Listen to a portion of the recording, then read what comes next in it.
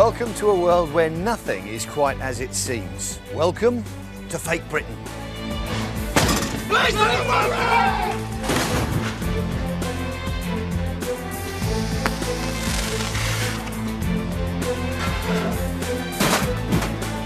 down! Get down! On the floor now! Don't put your hands behind your back now!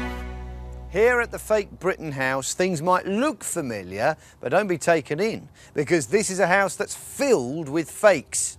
In this series, I'll be revealing the counterfeits, copies and cons that are flooding the market, fooling the public, making money for the criminals and maybe even putting you in danger. We'll be investigating those fraudsters who are cashing in by selling us something that isn't real. And we'll be showing you how to avoid falling for a fake. Today on Fake Britain, fake alcohol blighting Britain's pubs. This was actually found for sale behind the bar on an optic and could actually kill you. Fake architects who could leave your renovation in ruins. They were stuck with this place that wasn't safe and they had to pay tens of thousands of pounds to put it right. Fake art that's fleecing art lovers for millions of pounds every year. They say it was found in an attic in the 1960s, when in reality it was probably made last year in China. And what's in your takeaway? Fake Britain lifts the lid on lamb kebabs. Looking at its label, I suspect the product is probably fake.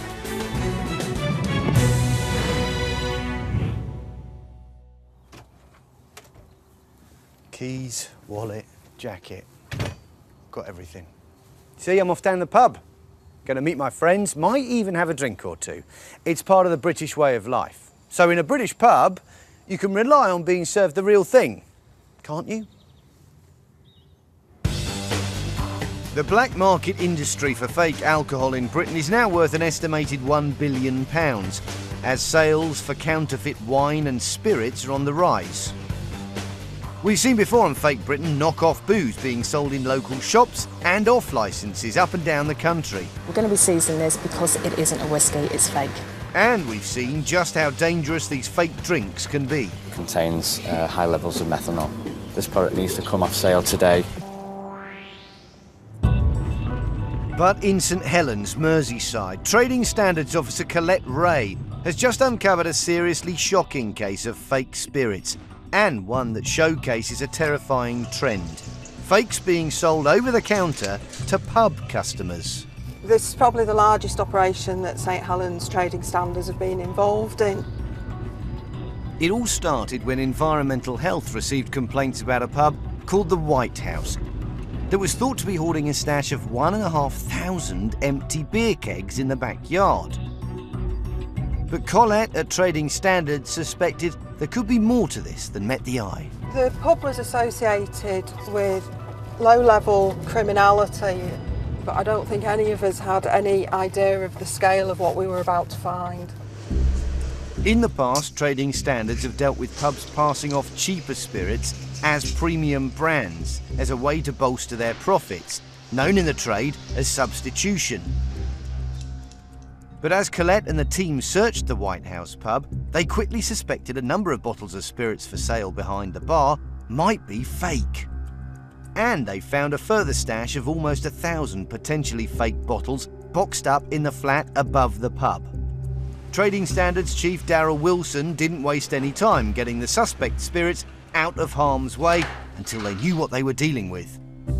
As you can see, this is everything that Colette and the team seized from the pub. This is Prince Consort vodka.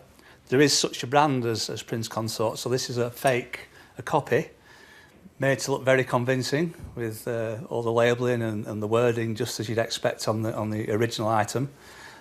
Even on the back of the bottle they go to the trouble of copying a duty stamp and a barcode. But this isn't genuine, it's fake. There was worse to come, as Darryl sent the fake Prince Consort vodka to be analysed at the lab.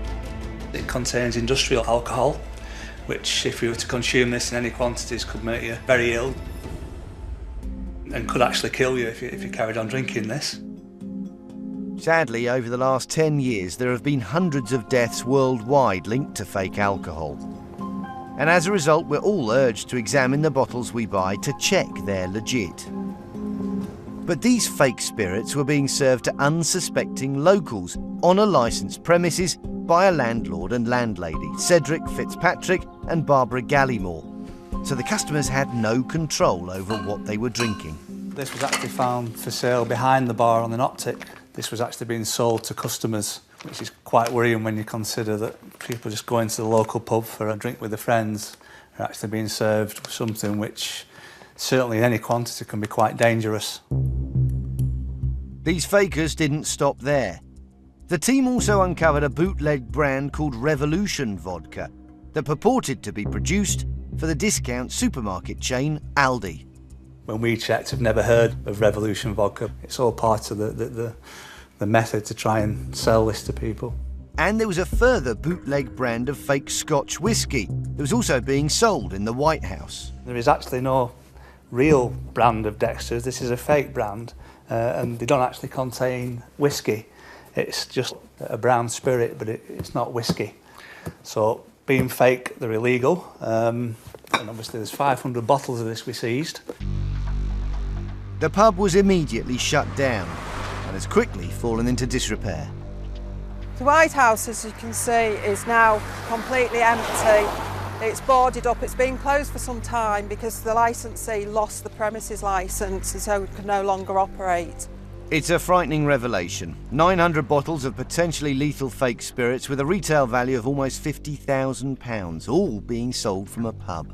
St Helens trading standards have seen substituted spirits in pubs, and we've seen fake alcohol in off-licences, but we've never seen it on sale in a pub before, and we've certainly never seen it in such quantities. This is the biggest stash of fake spirits we've seen in St Helens, and I'd suspect it's one of the larger ones in the country. In the UK, pubs are governed by strict licensing laws.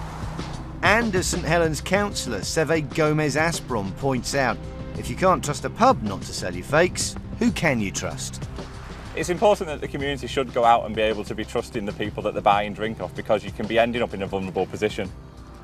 Selling fake alcohol has always been an issue, but more of a backstreet trade. I think when people do it under the banner of a reputable pub, it dupes the public into thinking that it's somebody they can trust, and if they're buying that under mention, then it's totally unfair, and the council and the authorities should deal with it very severely.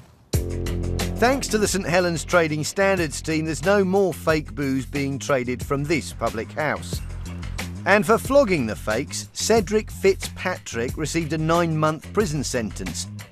Barbara Gallimore, a 6-month custodial sentence, suspended for 12 months. I think the strong message that we need to send out is if you dabble in fake booze, then trading standards will come after you, they will prosecute you, and you will be punished for abusing the trust.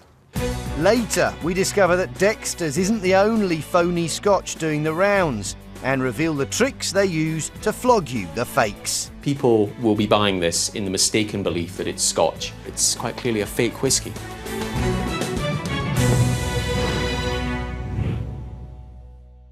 Look at these. They're architectural drawings. The plans for building work at someone's home. A lot of money has been spent on these and much more on the actual work itself.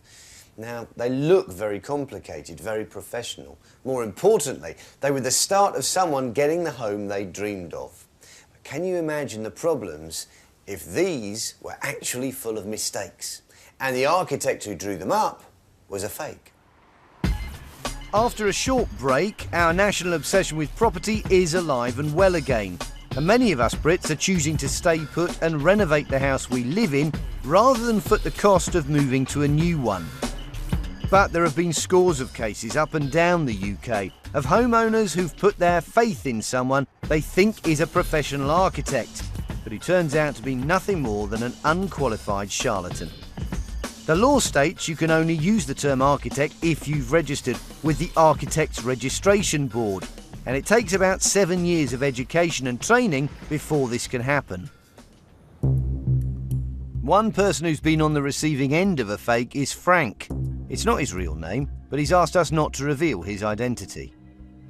Never one to shy away from a challenge, Frank decided to self-build a loft conversion to transform his 1930s semi. I've always wanted to build a loft. It's always been sort of an ambition of mine. So I understood the rough outline of what was required. So before he started, Frank was looking for an architect to draw up some plans to work from. He saw an advert in the local paper. He was just one man working from home who showed me a bunch of plans, and I suppose he gave the impression that he would deliver what I asked. Convinced he'd met a fully qualified architect, Frank paid him around £900 to design a loft conversion and produce the drawings he required. When they came through, it even stated on the planning paperwork that he was an architect. But when Frank spotted what he thought were some mistakes in the plans, the so-called architect started to get more and more evasive. It was very difficult for me to question him because he's the font of all knowledge, isn't he? You know, he's the architect, you know, he's the guy who knows it all, so I'm obviously wrong. Taking the architect's word as gospel, the plans were submitted to the council and approved. But a few months later, Frank was about to discover a massive mistake. The big error with him was that on the planning side, with my particular property being a semi-detached, you're allowed 50 cubic square metres as a maximum enlargement of the roof volume. And he unfortunately, you know, made a miscalculation by 15 to 20%. The plan said it was 50 cubic metres, but in reality, it was only 40, hardly giving Frank any room to stand up in. It meant he'd just paid £900 for designs and planning approval that were completely unusable. Then once, you know, the penny dropped and I thought, oh blimey, the reason why he never answered my questions, the reason why he became quite abusive, it all came true that he didn't like me asking the questions because he couldn't answer them, which, you know, caused me a lot of time and stress and hassle. And it wasn't long before Frank realised he'd fallen for a fake. Yeah, I just felt ripped off, really. And the guy is out there purporting to be something that he's not and charging people accordingly. Frank did some digging on the internet and discovered that the supposed architect he'd hired had already been prosecuted for being a fake. They're thieving, aren't they, from people? You know, they're deceiving and thieving. You know, it's like if I have an ailment and I go see a doctor, you know, I want to see someone who's going to put me right. You know, I don't want somebody who's purporting to be something they're not. Unfortunately, it's not a one-off. This is a real issue in the UK, especially as we're finding that we're doing more and more building work to improve our homes, and we're finding that people who are pretending to be architects are being prosecuted by the Architectural Registration Board. Paula Higgins offers an advice service to homeowners and recently helped a couple who got duped by a fake architect they'd hired for a major house renovation. They thought they were employing a professionally qualified architect. The architect, in passing, would refer to himself as an architect. But after entrusting him to design and project manage a £200,000 refurbishment, they realised he was a fake after glaring errors. He failed to get the required planning permission or ensure that the extension was built to regulation. It was quite late in the build when the client actually realised that he was a fake architect. So they were stuck with this place that wasn't safe, wasn't properly signed off, and it had been very difficult for them to sell, and they had to pay tens of thousands of pounds to put it right. We've got to point out that it is perfectly legal to offer services similar to that of an architect, like architectural drawing services, for example, as long as you don't use the term architect. But unfortunately, genuine architect Philip Atkinson is seeing more and more unqualified fakers illegally using the term. It is a problem to us. It's a problem that we're seeing that is growing. If somebody employs a fake architect, it's a tragedy really, because people will be paying fees to somebody who isn't competent to deliver their project, and there are huge risks involved with that. And it's not only the homeowners that lose out. That we're losing business to people who are giving a lesser service for the same fees. It's not just fake architects that can dash your dreams of creating a perfect property. In Wolverhampton, Trading Standards Officer Susan Bellingham has come across another type of faker cashing in on the house renovating and building boom. This man, Harjit Singh, was offering his services as a planning agent, someone who arranges planning permission for a fee. But one of his clients contacted the council when they suspected something wasn't quite right. It first came to light when planning services at Wolverhampton City Council received a planning notice that they suspected was a fake planning notice. Planning permission is a legal requirement in the UK if you're building a new home or carrying out major changes to an existing one. Harjit Singh completed an application for a developer to build 4 bungalows, charging him a fee of £1,300. 8 weeks later, Mr. Singh told the developer the permission had been granted and gave him this document. The problem is, it was a fake. As you can see, it looks a genuine document, and consumers, householders, developers that are new to the business may think it is a genuine document. So on the surface, the document looks legit, with all the information you'd expect to find on a planning permission notice. The Wolverhampton City logo is on the top right-hand corner, which is the correct logo that the council uses. The name of the planning officer is correct. But when the planning officer ran a check on the reference number issued for this particular application, things took an unexpected turn. The reference number that's on the document, and that actually was a reference number for a different property. Planning permission hadn't been authorised, and this was a fake document. Rather than submit a planning permission application for the developer, conman Harjit Singh had cut and pasted his own fake version of the notice, saying that the permission had been granted. As they say, the devil's in the detail, and there were a few things Harjit Singh didn't get right. This is a genuine planning permission document issued by Wolverhampton City Council, and this is one of the fraudulent fake planning permission documents. As you can see, Wolverhampton City Council appears on both. However, at the end page, there's a signature here that's a fake signature of Nick Edwards, and he has never been Director of Planning and Transportation. Now concerned that Mr. Singh might be a serial faker, Susan did some checks to see if he'd ever submitted any planning applications, and found that he had. But one of these applications had been refused, and when she contacted the homeowners, it seems they were given paperwork that told a different story. The householder was under the impression that a two-storey extension could be built on the side of his house, which wasn't the case because planning permission hadn't actually been authorised. But like the developer before them, they'd paid Mr. Singh a fee, only to discover they'd been the target of a fake. The householders, they were very shocked when they found out that their planning permission notices were fake. They couldn't believe it and were very upset about it. In total, Susan discovered 3 people had been affected by Mr. Singh's fake planning permission notices. But thanks to her investigation, they were all told about the fakes before they'd started any building work. It wasn't all good news. The consequences were that the projects were delayed. There were also cost implications, and the fact that they've got to go through the process again, employing different planning agents or architects, and start almost from scratch. And as planning consultant Hayley Ellison knows, if you're building with fake planning permission, ultimately the homeowner is going to pay the price. If you don't obtain the planning permission and you do building work, the local planning authority do have the powers to take enforcement action. The extreme is that they'd ask you to revert the property to how it was before, which obviously would be very costly. As for Mr. Singh, well, for faking planning permission notices, he received a 12-month suspended prison sentence and 200 hours unpaid work. He was also fined just shy of £8,000. It's very concerning that there are people who produce fake planning permission. It's quite worrying that people would potentially conflict that on a householder who doesn't really understand necessarily what they're getting themselves into. The Architects Registration Board told us that if you want to check the credentials of an architect, you can do so by visiting the board's website. And if you're concerned about a planning agent, you should contact your local authority planning office for advice.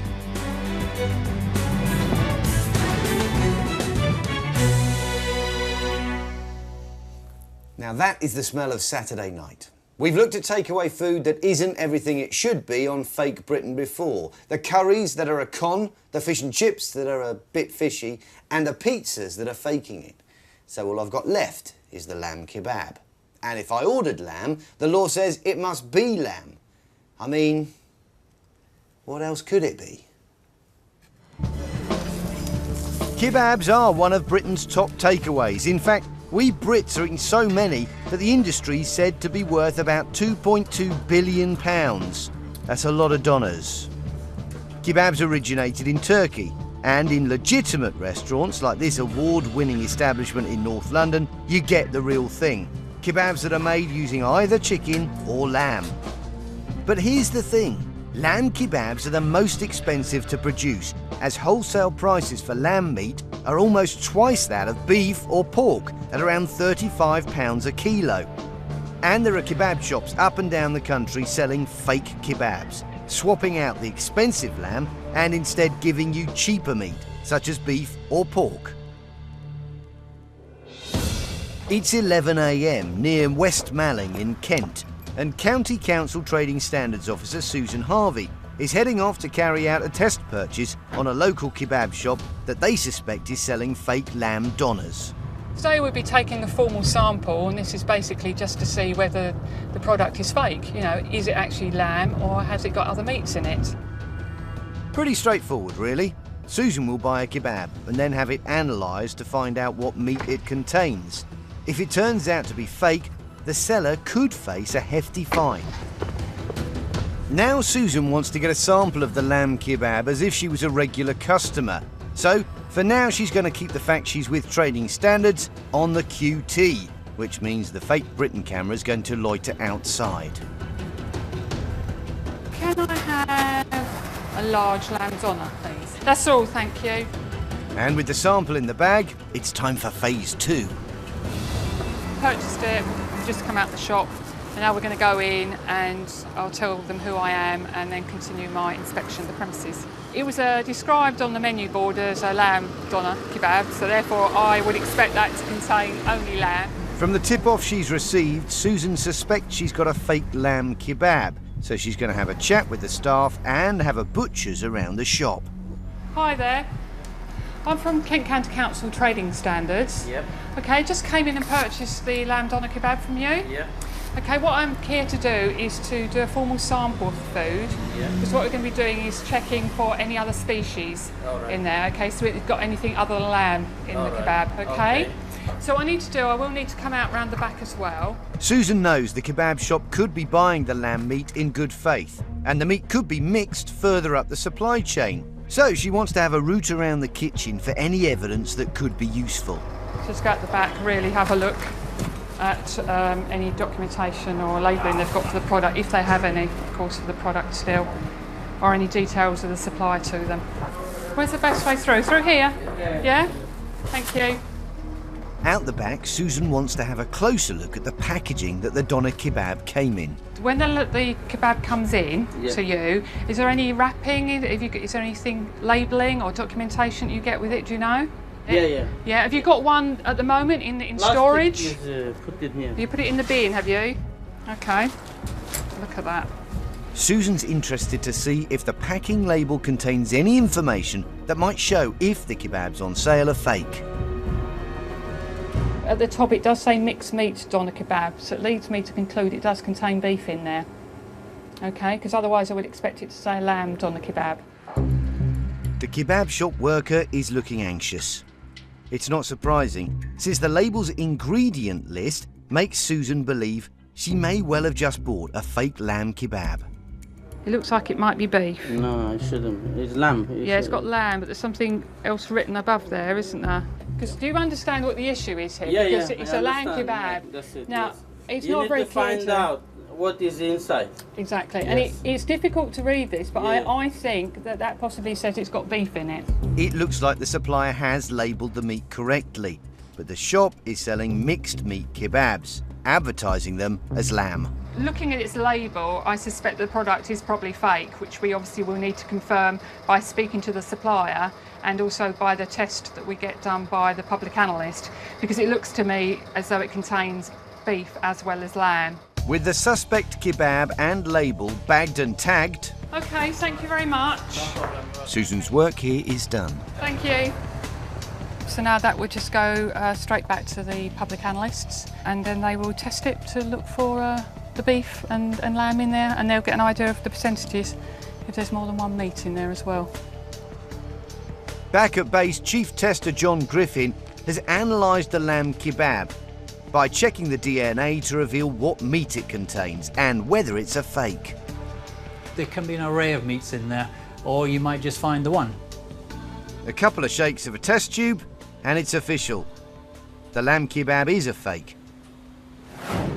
It contained 42% beef and only 58% lamb.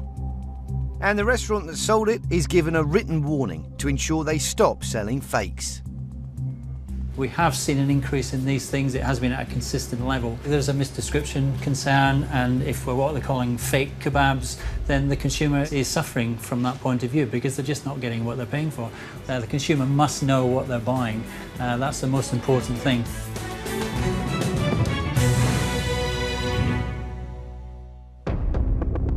Earlier we saw how St Helens Trading Standards for the first time uncovered a stash of fake spirits being sold to unsuspecting customers in a licensed pub.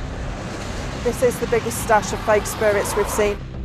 One of the brands on offer was a fake Scotch whisky. It's just a spirit, a brown spirit, but it's not whiskey. Now, Scottish whisky, known as Scotch, is so popular it's a multi-billion-pound industry that employs over 45,000 Brits. In 1 year alone, Scottish distilleries produce enough bottles to stretch between New York and Edinburgh 6 times over. Not that you want to do that. Whisky writer and lecturer Charles MacLean has a nose for the Scottish dram and understands why it's so popular. When you buy a bottle of Scotch whisky, you're buying a hell of a lot more than liquor in a bottle. You're buying craft, you're buying culture, you're buying history. And if the whisky is not what it says it is, it leads to disappointment. And yes, you've guessed it.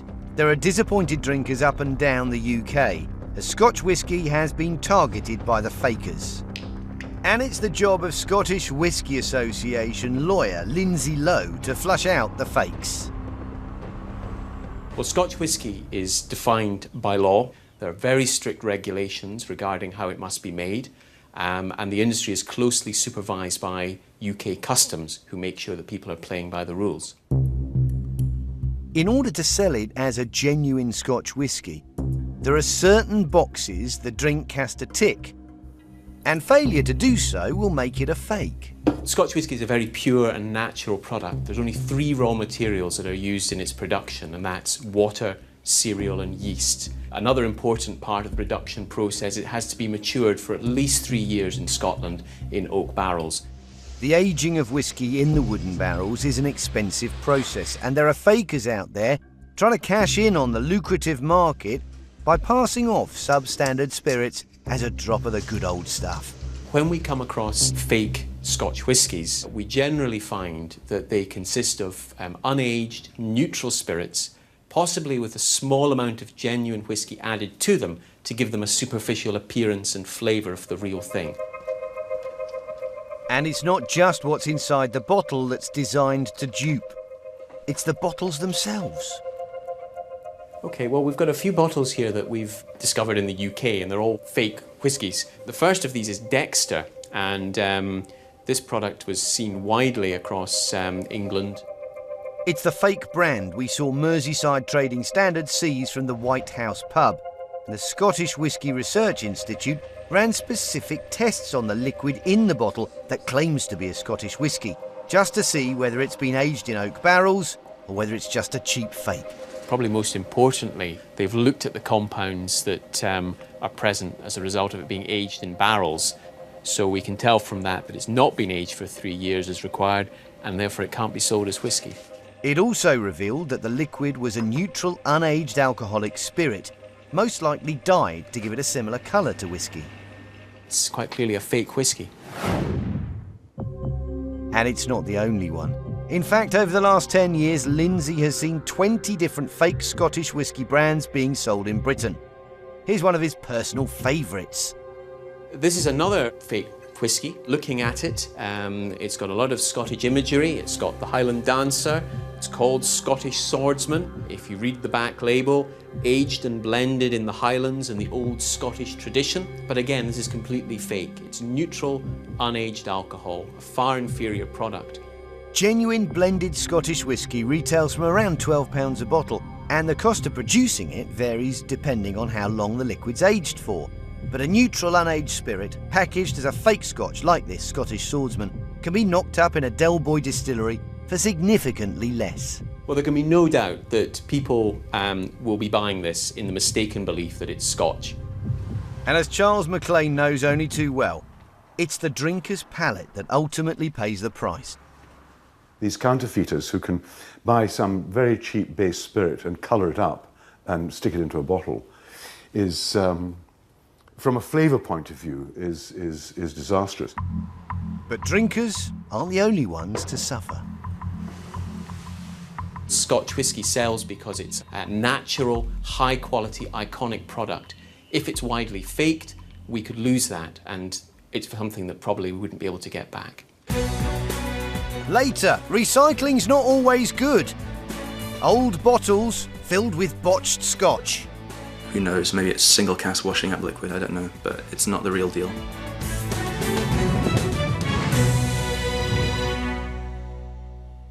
Take a look at this. It's a name you might recognise. L.S. Lowry. Famous for the matchstick men he created in industrial scenes of life in the northwest of England, where he lived, he often made sketches like this on almost anything, back of a napkin or a postcard. Look, here's another, signed Lowry. In fact, we've got a whole pile of them. You guessed it, they're fakes. If they were real, they could be worth thousands of pounds each. When it comes to art, the fakers are everywhere. From a Monet to a Michelangelo, fake art has been around almost as long as art. However, in recent years, fake art has taken on a more sinister trend, something art and antiques valuer Aubrey Dawson's seen a lot more of. In the past, a lot of paintings were forged with the intent of trying to deceive the big museums, the big galleries, and the people at the top of the art market. Today, with the advent of the internet, pictures are far more available to the people on the street. So forgers and fakers, they're not focusing so much on the Rembrandts, on Monets, Picassos, they're focusing on smaller artists who are much easier to fake, lower prices, and as a result, people will buy them. So, online fake art sellers trying to swindle art lovers out of their hard-earned cash, it doesn't sound too good. And what's worse, it looks like it's here to stay. For the fraudster, it's big business. We've seen a great influx from the Far East. So in some parts of China, there's whole cities dedicated to churning out fake paintings. So the sellers say it was found in an attic in the 1960s, when in reality, it was probably made last year in China. One of the few living artists to be targeted by the fakers is Ashley Jackson, a watercolour painter from Yorkshire. There are people in life who want an easy way out, and this is their easy way out. Fake everything. To me, they're killing an industry. And like a lot of things in the world of fakes, it all began with a tip-off to Ashley's agent, Claudia. We received a phone call to the gallery from an anonymous caller advising us that Ashley Jackson's work was being sold on an online auction site. There is a genuine resale market for Ashley Jackson originals, which can fetch tens of thousands of pounds. But when Claudia had a thumb through the adverts, she could tell something wasn't quite right. This one, its title is saying Original Ashley Jackson Watercolour signed 1972. In terms of knowing it's a fake, it's poor composition and the signature's not Ashley's. And it is just a poor wishy-washy imitation. If Claudia's eagle eye wasn't enough to prove these paintings were fake, it was a howler the fraudster made, which was the final nail in the coffin. One of the later drawings he's done, I think he found that the first one had sold so well that he'd reproduce a second one of the same image. He's reproduced an image and said it's an Ashley Jackson watercolour. His wording is saying it isn't original. Now, the whole point of an original is there's only one of them ever made. It's got to be unique. The bloke churning out this fake art clearly had difficulty understanding that concept as he faked the same image twice. It's ridiculous to think that he could even feel he could get away with it. His forging days were numbered as Claudia and Ashley reported the fakes to the police, and the fraudster was swiftly collared and given a caution along with a lifetime ban from eBay to stop him selling any more fakes. So when somebody says this is a faceless crime or a victimless crime, they're wrong, totally wrong, because this person isn't just stealing his artwork and his name, he's stealing his life. And he's not the only thief. The more popular Ashley Jackson has become, the more fakes he's seen in circulation. We get a lot of people coming into the gallery and saying, I've got an Ashley Jackson. And I look at it, I'm sorry, sir, it ain't an Ashley Jackson. Because mine's got soul in it, that has got money in it. Unfortunately, the internet is awash with fake artwork. Aubrey Dawson doesn't have to look far to find some suspect paintings and the usual array of tricks the fraudsters use to convince you that the artwork is real. So here we've got a lithograph by a really popular artist, Marc Chagall. An original would go for around £3,000. This seller's got a trick up his sleeve to try and shift a shifty fake. With it comes a little certificate of authenticity from the National Art Guild, signed by a chap called George Coppell.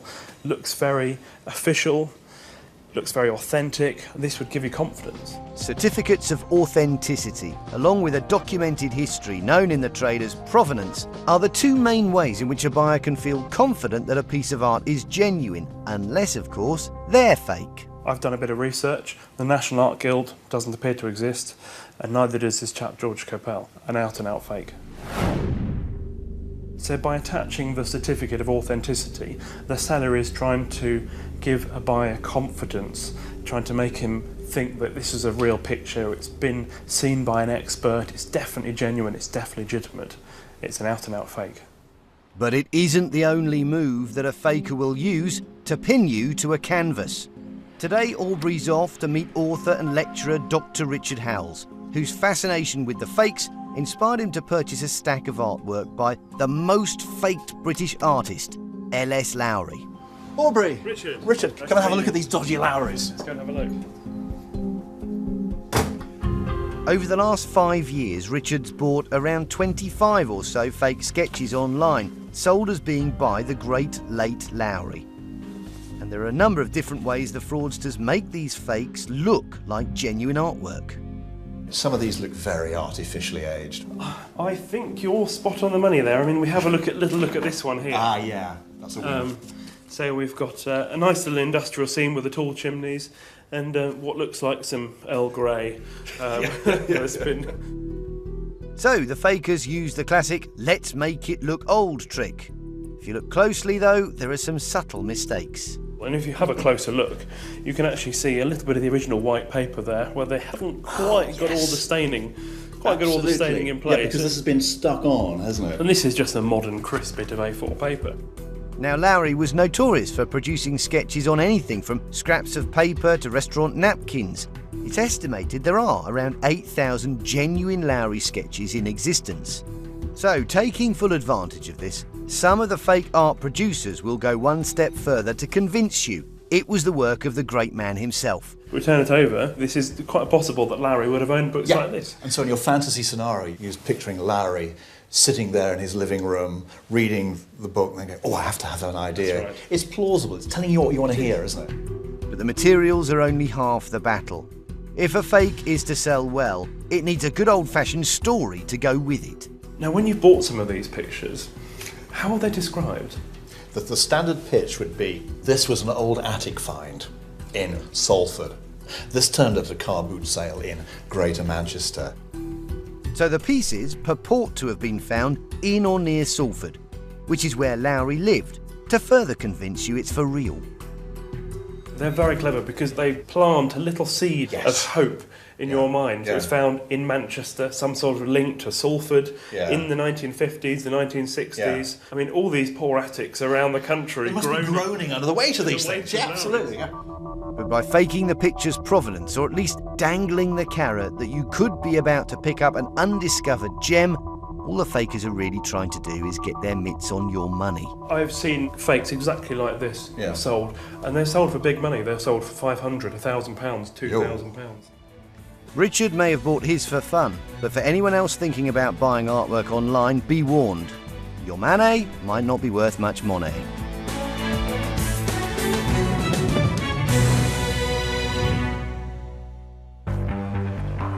Earlier we saw how Scotch whisky has fallen foul of the fakers. It's not just the modern whiskies. In Blackpool, online whisky auctioneer Angus McCrailed deals in rare vintage whiskies, a commodity that's in great demand. Whiskey in general, particularly malt whiskies and vintage malt whiskies in the last few years at auctions have been getting increasingly more valuable and prices are going up all the time.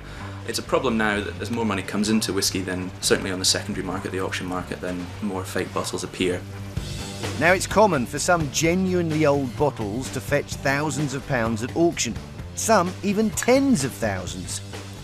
But there are fakers out there buying empty antique bottles and refilling them with a modern liquid.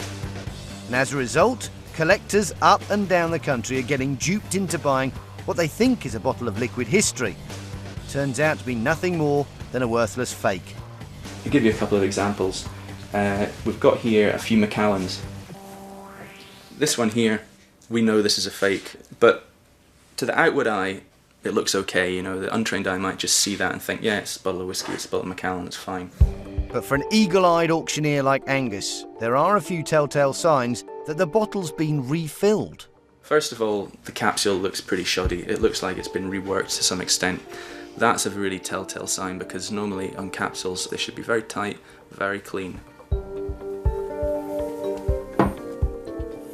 That's the genuine version there. So you can see the capsule's much cleaner, the whole bottle is much cleaner. So the capsules have been put back on to give the appearance that the fake bottle has never been opened. It's not the only way to spot the fakes. If you give it a shake, you get this froth that just sits there. The froth, or beading as it's known in the trade, indicates how strong the liquid inside the whiskey bottle is. But when Angus compares the real one to the fake, it's pretty obvious which is which. You give them both a shake and you notice immediately the differences. The beading here dies down in concurrence with the 43% alcohol whiskey. This, who knows, maybe it's single cask washing up liquid, I don't know, but it's not the real deal. Being a fake, it's worth a couple of quid at most. If it was genuine, it would fetch around £700. But the effect is not just on the price of the whiskey. In the last few years, Angus has noticed, as the number of fake refilled bottles has gone up, so has the price for genuine empty bottles. Here's an empty bottle of Macallan Private Eye which is being sold online, and the price that's being asked is £199. 200 quid for an empty bottle does seem a touch steep, but if you scroll through the elaborate photo gallery and description, you'll find a rather interesting sales pitch. Bottle is empty, £1,500 when full.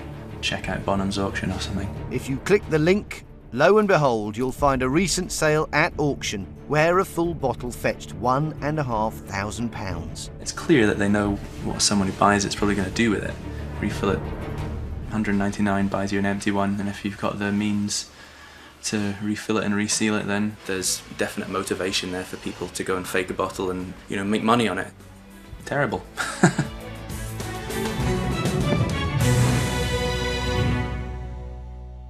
That's all from Fake Britain. Goodbye.